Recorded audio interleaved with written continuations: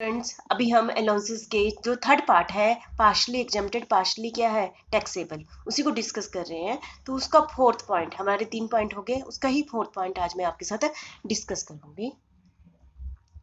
हम उसका fourth point है कौन सा, allowances for performance of officially duty. कौन सा अलाउंस दिए थे, यदि जब हम ऑफिशियली अपनी ड्यूटी करते हैं उस समय अलाउंस मिलता है।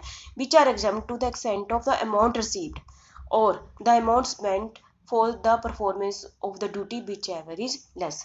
बाई चांस हमने कोई भी ऐसे अपनी ड्यूटी को परफॉर्म करते समय हमें जो भी अमाउंट मिला है और उस अमाउंट में हमने जो खर्चा किया है, उन दोनों में जो लेस होगा वो क्या होगा, एग्जम्प्ट होगा। उससे ज़्यादा वाला पर क्या लगेगा, टैक्स लगेगा। मतलब कि बाई चांस मुझे अपनी ड्यूटी को निभाते समय 5000 मिल गए और उसमें से मैंने खर्चा किया 4000 रुपया, ठीक है।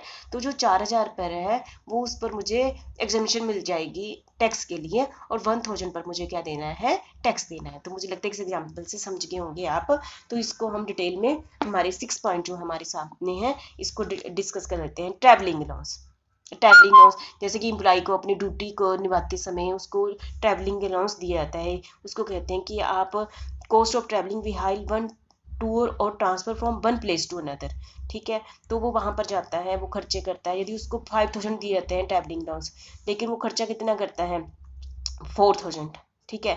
तो उसको 4000 पर टैक्स नहीं लगेगा, 1000 पर क्या लग जाएगा, टैक्स लग जाएगा, ठीक है। तो आप समझते ही हैं। और हमारा दूसरा है daily allowance. Daily allowance are usually granted by employer to employ. कौन देता है, एम्प्लॉयर एम्प्लॉय को देता है। When the employ are suppose to go away from their normal place of work, ठीक है।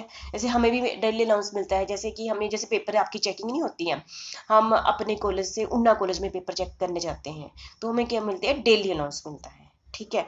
तो डेली अलाउंस, हमें जितना अलाउंस मिल गया उसमें से हमने हमारा जितना खर्चा हो गया, जितना हमारा खर्चा हो गया ना, उसको हमने उस पर हमने टैक्स नहीं देना। जितना हमारा बच जाता है उस पर हमने क्या देना है, टैक्स देना है। तो मुझे लगता है समझ गए होंगे। कन्वीनियंस अलाउंस, कन्वीनियंस अलाउंस मतलब कि एम्प्लॉयर द्वारा एम्प्लॉय को दिया जाता है, उसकी कन्वीनियंस के लिए दिया जाता है, ठीक है। तो ये भी वैसा ही है।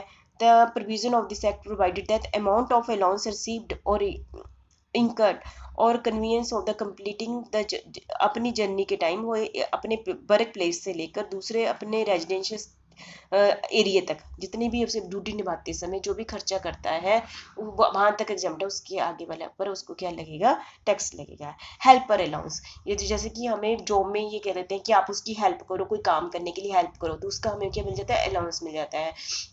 हेल्प के दौरान हमने जो हमारे जो भी खर्चे होते हैं वहां तक हमें क्या मिल जाती है, एग्जेम्पशन मिल जाती है। उसके ऊपर वाले पर हमारे हमें क्या देना पड़ता है, टैक्स देना पड़ता है, ठीक है। तो मुझे लगता है समझ गए होंगे।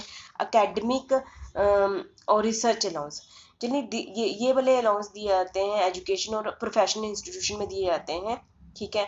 मेन होता है इनका the Indian income tax act provide that the research allowance are exempt up to the extent of actual expenditure.